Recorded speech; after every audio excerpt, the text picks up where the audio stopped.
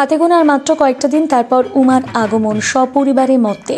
তাই শুধুমাত্র প্রতিমা বা মণ্ডপ নির্মাণ বা আলোকসজ্জা নয়, শারদীয়ার অন্যতম আকর্ষণ দেবীর অলঙ্কারও। তাই এখন মালাকার শিল্পীদের ব্যস্ততা তুঙ্গে। প্রতি বছর দুর্গাপুজোর আগে সপরিবার মিলে দুর্গা প্রতিমার অলঙ্কার তৈরি করতেন অশীতিপর সুনীল মালাকার। গতদিন আগে তার মৃত্যুর পর হাল ধরেছে বৃদ্ধা স্ত্রী এবং ছেলে বৌমা। উত্তর দিনাজপুর জেলার কালিয়াগঞ্জ পৌরসভার সাহাপাড়ায় মালাকার পরিবারের সদস্যরা এখন ব্যস্ত দুর্গাসহ অন্যান্য দেবদেবীর শোলার অলঙ্কার তৈরি করার কাজে।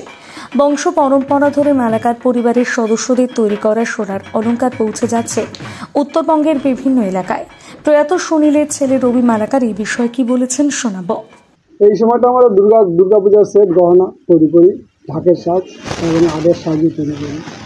আপনাদের তো মালাকার পরিবারে একটা সুনাম আছে, সেখানে দাঁড়িয়ে আপনার বাবাও কাজ করতেন, সেখানে এখন কেমন কাজ হচ্ছে? বাবা তো কাজ করতেন, বাবা তো অনেকগুলোই সেট বানাতেন, কিন্তু অনেকগুলো সেট তো আমি বানাতে পারি না, আমি একা পড়ে গেলাম, আমি একাই করি। এখন বাবা যখন অর্ডারপত্র নিতেন আমরাও করে দিতাম, সেগুলো কাজ বাবার কাছ থেকে শেখা আছে। সেই কাজের দৌড়ে আমি 2-4-5টা সেটের অর্ডার নিছি। এবার আমি 2-4-5টা সেট দিচ্ছি রায়গঞ্জ কালিয়াগঞ্জে। বাবা কতদিন আগে গত হলেন? বাবা আজকে 4 মাস যাবো গত হয়ে। সেখানে দাঁড়িয়ে কতটা ক্ষতির মুখে পড়তে হয়েছে আপনাদেরকে? খুবই কঠিন, বলা যায় না। কেননা যে বাবা থাকতেন আমার মাথার উপরে একটা ছাদ ছিল, বাবারও একটা ছাদ ছিল। এখন কি করবো, এখন চলে গেলেন, ফট করে যেভাবে চলে যাবেন আমরা কল্পনাও করতে পারিনি। ওনার কোনো রকম অসুবিধাও ছিল না, ফট করে কী যে হলেন, ফট করে উনি মারা গেলেন। তো সেই জন্য তো বাবা স্যার কতগুলো কাজ করতেন, আপনি কতগুলো কাজ করতেন এবছর? বাবা তো 18-19টা সেট তৈরি করতেন, আমি তো 4-5টা সেটে অর্ডার নিয়েছি।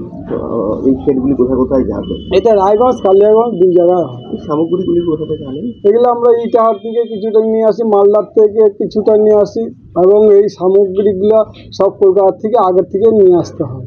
এই যে এখন পরিবারে আর কারা কাজ করতেছেন আপনারা? এখন মা, আমি, বউ, ছেলে সবাই মিলেই করি। এই কাজটা শিখছেন কার কাছে? এটা আমি বাবার কাছ থেকে শিখছি। এটা আমার আগাগোড়ায় পূর্বপুরুষের কাজ। বাবাও দাদুর কাছ থেকে শিখছিলেন, আমিও বাবার কাছ থেকে শিখছি। কাজটা করে কেমন লাগে? কাজটা খুবই ভালো, এত সুন্দর লাগে। বাড়িতে বসে থেকে কাজ, এর মতন ভালো কাজ আছে কি? আর নাই। কিন্তু ঘটনা হচ্ছে এই কাজে কোনো কামাই বলতে খুব একটা নাই, খুব একটা যে পরিশ্রমের যে পয়সা হয় তা না। ওই সময় চলে যায়, পূজায় জামা কাপড় কিনতে হয়, বংশপরম্পরা এইটা চলে আসছে, তাই জন্য এই কাজটা ধরে রেখেছে। এখনকার সময় না কতটা চাপ? এখন পুজোর সামনে আমাদের খুবই কাজের চাপ, কেননা যে এখন সেটগুলো অর্ডার সবাইকে দেওয়ার, অর্ডার নেওয়া আছে, দায়িত্বপূর্ণ কাজ, এগুলো সবই দিতে হয়।